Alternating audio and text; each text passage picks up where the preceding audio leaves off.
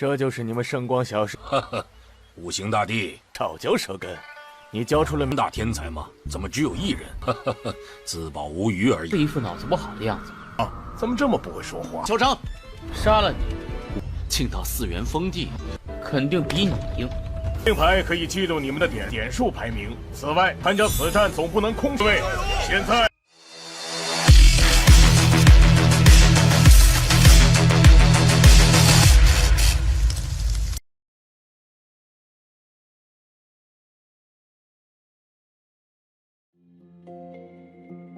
Halo semuanya, selamat datang di Ruang Sinema. Bagaimana kabar kalian semua? Semoga selalu sehat dan baik-baik saja.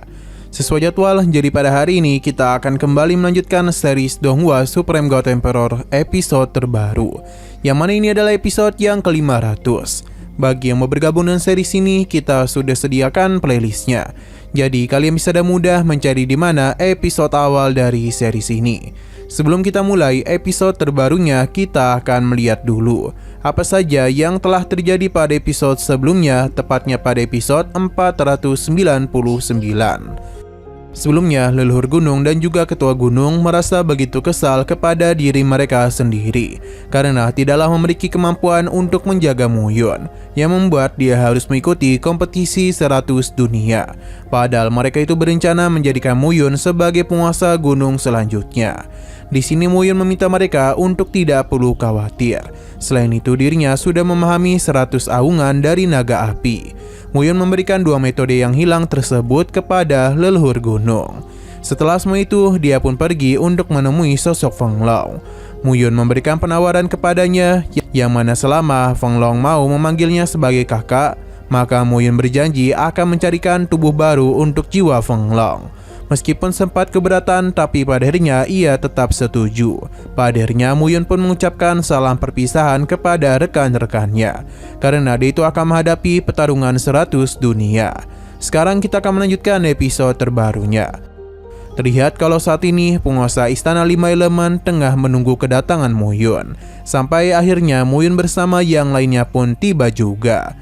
Tidak ingin berlama-lama lagi, mereka pun akan segera melakukan perjalanan. Penguasa istana lah yang akan menemani Muyun dalam perang antara 100 dunia. Sesaat kemudian Muyun bersama penguasa istana telah datang. Tapi saat ini mereka berada di negeri ajaib hujan, yang membuat orang-orang di sana kebingungan mengenai tujuan mereka kemari. Setelah Muyun, kini ada seorang yang datang, di mana dia berasal dari dunia kecil cahaya suci. Ia merupakan seorang gadis yang sangat cantik. Orang-orang bisa langsung mengenalinya sebagai Ming Yuxin. Selain cantik, tubuh indahnya juga telah menarik perhatian semua orang. Akan tetapi, dia bukan gadis cantik sembarangan karena Ming Yuxin juga sangatlah kuat. Tetua yang menemani Ming Yuxin memberikan sapaan kepada penguasa istana, yang mana sepertinya mereka itu memiliki hubungan yang dekat. Selain itu, penguasa istana juga memberikan pujian karena dia memiliki Ming Yuxin. Tapi tetua ini memintanya untuk tidak merendah, karena dia tahu kalau Istana 5 Elemen telah menghasilkan 3 orang jenius. Tapi mengapa dia hanya membawa seorang saja? Penguasa istana tidaklah ingin terlalu menjelaskan hal tersebut, dan meminta tetua ini untuk siap kalah karena dunia kecil 5 elemen akan mengambil tempat pertama. Tetua ini hanya tertawa saja karena dia cukup percaya dengan kemampuan muridnya. 小声点，听说上一届武者，这就是你们圣光小神。哈哈，五行大帝，少嚼舌根。你教出了大天才吗？怎么只有一人？哈哈哈，自保无余而已。 Sesaat kemudian muncullah perwakilan dari dunia kecil reinkarnasi pertama dari alam atas. Para murid cukup mewaspadai perwakilan itu karena dunia kecil reinkarnasi terkenal akan kehebatannya. Tetua dari dunia kecil reinkarnasi pun menemui para leluhur lainnya, yang mana dia ini tahu kalau mereka tengah membahas mereka. Baginya dunia kecil reinkarnasi akan mudah menempati posisi pertama, dan mereka itu hanya perlu merebutkan posisi kedua saja. Tetua ini pun tertarik kepada Muyun sebab dia tahu 3 jenius dari Istana 5 Elemen dihabisi oleh pria bermagayun. Jadi apakah itu pria yang ada di hadapannya? Penguasa istana membenarkan hal itu yang membuat mereka tertarik kepada Mu Yun. Tetua ini pun meminta Hu Chou untuk berhati-hati kepada Mu Yun. Hu Chou yang percaya dengan kekuatannya menganggap Mu Yun bukanlah masalah. Terlebih lagi kekuatannya baru di ranah peribulu tingkat 10. Tidak mungkin dapat disandingkan dengan dirinya. Penguasa istana menganggap kalau mereka tidaklah berubah karena dunia kecil reinkarnasi selalu saja bersikap sombong. Leluhur ini pun paham dan meminta penguasa istana untuk tidak membahas hal itu. Terlebih lagi saat ini Hu Chou tidaklah banyak bicara, yang sepertinya dia ini malas untuk berpikir. Mendengar hal itu, Mu Yun pun menganggap kalau otaknya terlalu kecil. Alhasil Hu Chou pun menjadi begitu kesal. Terlebih lagi dunia kecil 5 elemen sebelumnya hanya berada di tempat ke-10. Lantas bagaimana bisa dia berani kepadanya yang berada di posisi keempat? Mu Yun pun tertarik untuk menghabisinya agar dapat mengambil posisi keempat.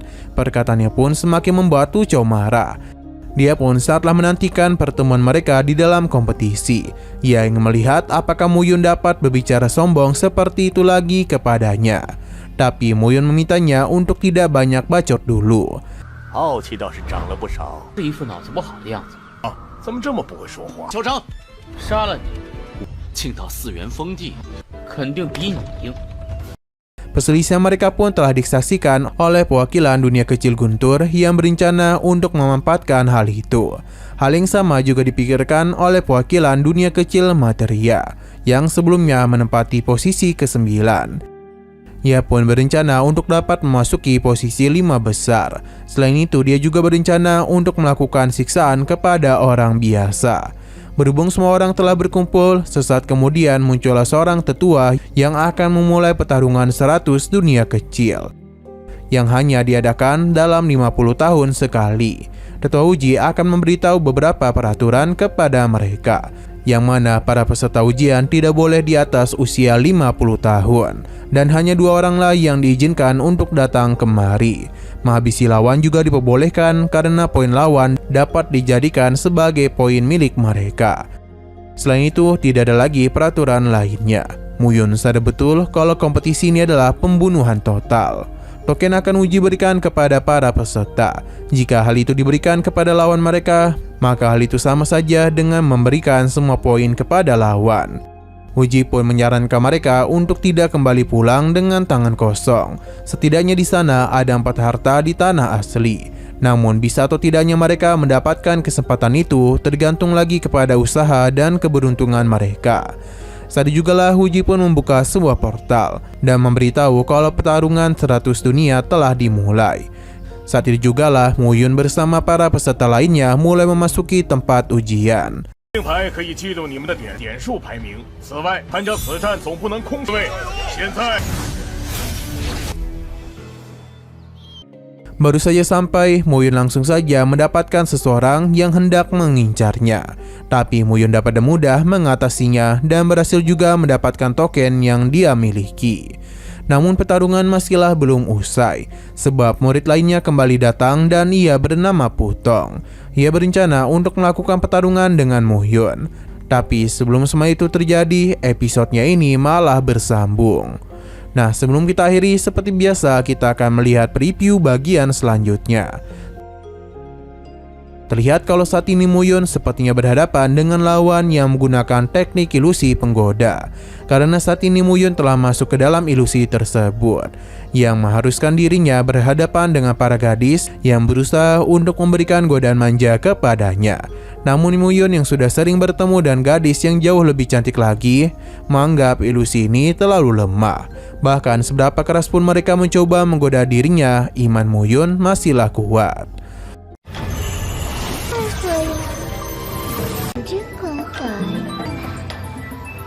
Oke, sekian dulu pada video kali ini. Untuk video selanjutnya akan segera hadir. Jadi bagi kalian yang ingin mengikuti series ini, langsung saja klik subscribe dan aktifkan loncengnya.